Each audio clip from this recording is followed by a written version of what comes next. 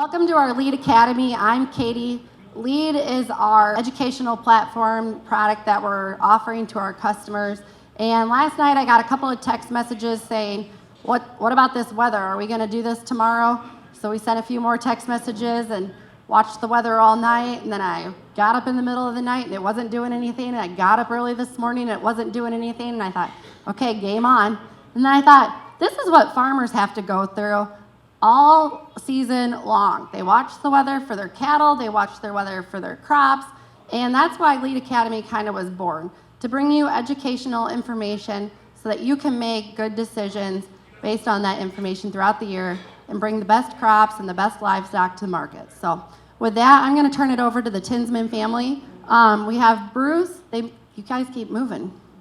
Bruce is in the back. He's one of our owners, and his son, Ben, is back into the business now. Ben's over there as well. And in the very back is Chris. Most everybody knows him by now. And then up here in front, we've got John and Scott to kind of talk about the Tinsman update and the family business here at Liqui-Grow. Oh, no. Yeah, John's got here. Thank you, Katie.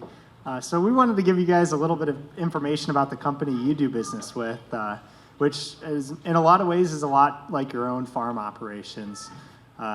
You guys being a family operation, and so are we.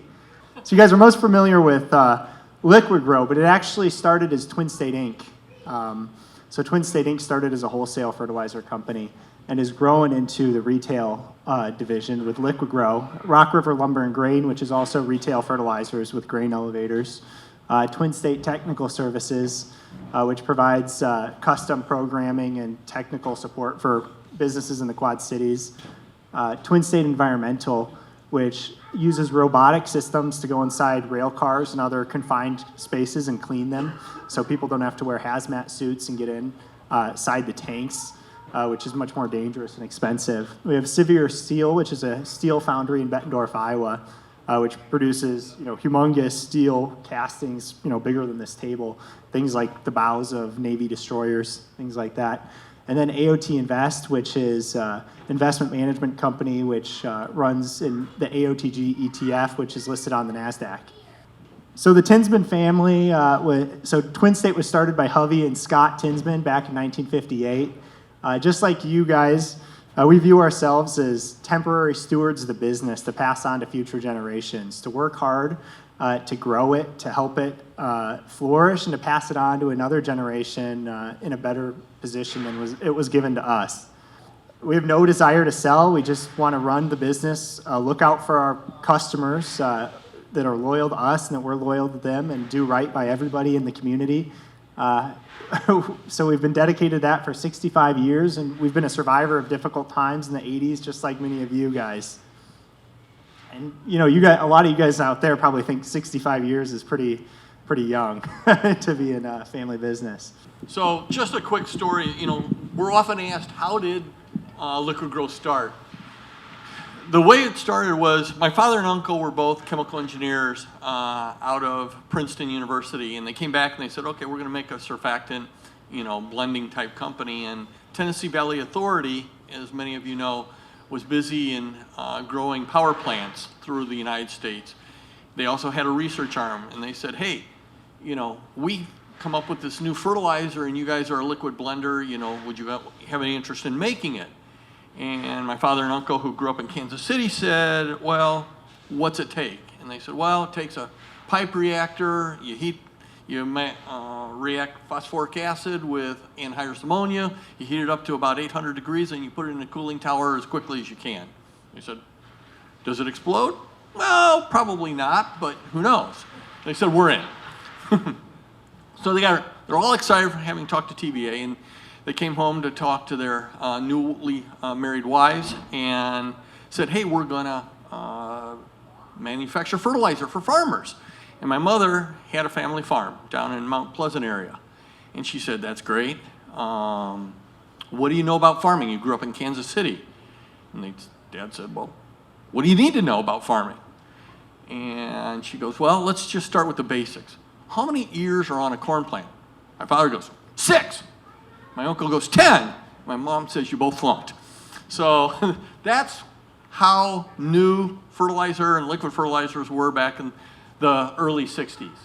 Today, I'm joined with my cousin Bruce, my cousin Hovey, and I have been sort of in charge of this train for the last 20 or 30 years. We're now fortunate enough during the last few years, we've had 4 more people join us from the 3rd generation. Katie mentioned John, Christopher, Scotty, and Ben. And really, the foundation of the company still holds the characteristics that my father and uncle believed, and that is, we do not want to take your money without knowing that the return you're going to get is bigger than what you're giving us.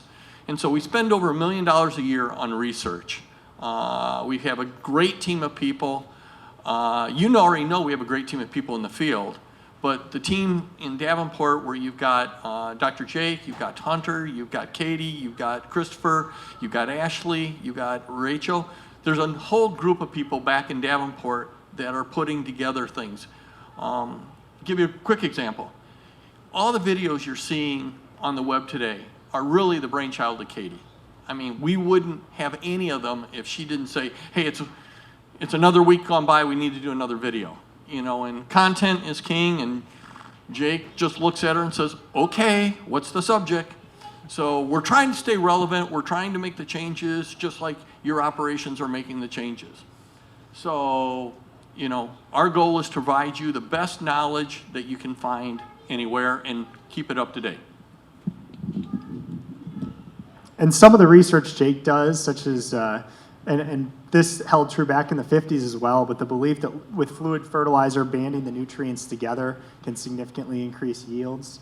And there's a plethora of research out there today that continues to back that up. But we've been on the leading edge of exact strips and the yield benefits of precision application of fluid fertilizers, as well as Jake has been focusing extensively on banding sulfur or sulfur application and the agronomic benefits, which I think we're still just beginning to understand well.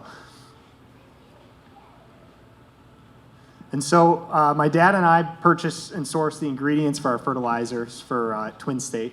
And so we're going to talk about the market conditions. Just keep in mind that fertilizers made up of commodities, just like corn, and prices can swing, very quickly. So the subjects we talk about today are just a glimpse into the current markets. These prices can change significantly. So in grains, we do have a good setup for local farmers. And we have a grain expert, Tommy, I believe, who's going to be covering this much more in depth, but after us. But right now you can sell corn through June for around $7 in our areas. And if you're looking at Dees 23, it costs closer to or $5.75, which is maybe a 20-cent discount to Chicago, which is pretty good historically.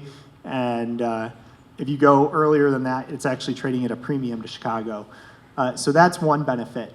The next benefit is that we have really good growing conditions right now. We're not in a drought in our areas, and at the same time, there's bad growing conditions elsewhere, which are keeping the price of corn, and people or some of the experts expect to keep the price of corn fairly high for the next year or two.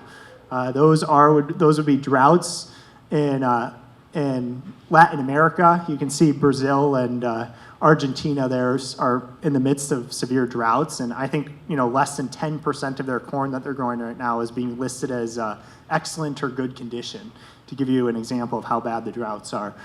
We also are having droughts in the western central United States, and that's going to limit some of the corn production in those areas to keep the price of corn fairly high. At the same time, the war in Ukraine is ongoing, and that limits the tons not only that they can plant, but also severely limits their exports capabilities. So that'll add some support to the world grain markets. Now in potash, it looks like the current pricing is going to continue through spring, but when you start talking about the price of potash for this fall coming up, it does seem likely that we'll see a drop in the price of potash that would be in excess of $150, or could possibly be in excess of $150 a ton. And so all that's happening while the price of corn is high. So you can see on these charts, the red line would be this year, and the yellow line would be last year. So that's basically how many, bushels of corn does it cost to buy, say a ton of potash at NOLA, which isn't exactly relevant to here in this area, but it gives you an idea that we're starting to scrape the bottom of basically an excellent value for potash. Phosphates are a little bit in the middle of the middle of the 5-year average, but still the dark blue line would be last year. So still, and then the light blue line would be 2020 or the year before that. So it's still looking much better than the last 2 years. And those, if the pricing holds up this way, once we get into June and you guys are able to start purchasing for fall, that looks like it could really help the profitability of farm operations. So we're setting ourselves up for good prices, hopefully, if the current trends hold. Now, nitrogen is similar. Nitrogen is one of the more complex ones versus phosphates and potash.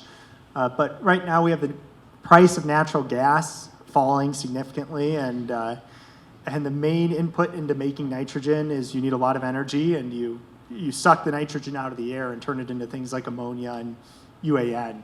And so the price to do that is dropping, while at the same time, the price of natural gas got so high, maybe some of you guys heard in Europe, that it was so high in Europe that they'd shut off all their nitrogen plants. And so the US was exporting our nitrogen to Europe, and that was keeping our prices high here. But because the price of natural gas has fallen, the plants in Europe have turned back on. They produce 20 to 25% of the world's nitrogen. So you're talking about a lot of nitrogen plants being turned back on. That, once we get past summer, should help a lot with the price of nitrogen. Assuming the price of natural gas doesn't go up before we get to summer.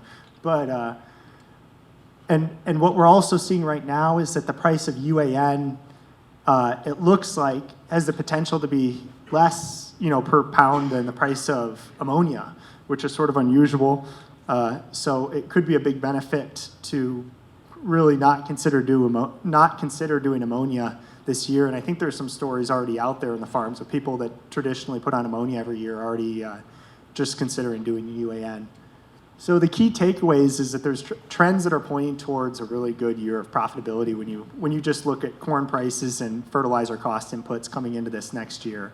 And the macroeconomic trends right now are favoring a good 2023 for farmers. And so, Dad, do you have a few things to add there? So, obviously, as John started a couple minutes ago saying that these are commodities, they can change on a moment's notice, but weather, war, macroeconomics do play a role.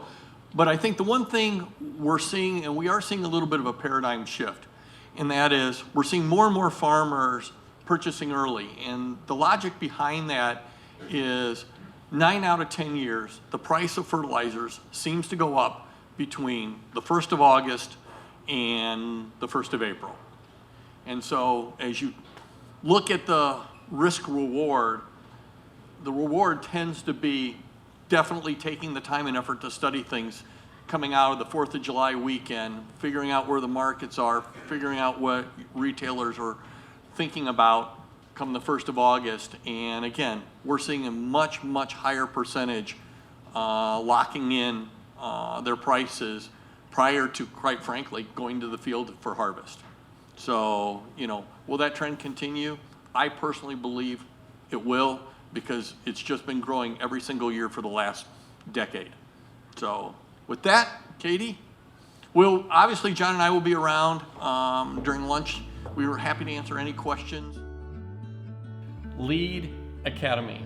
Liqui-Grow Excellence and agronomy Development.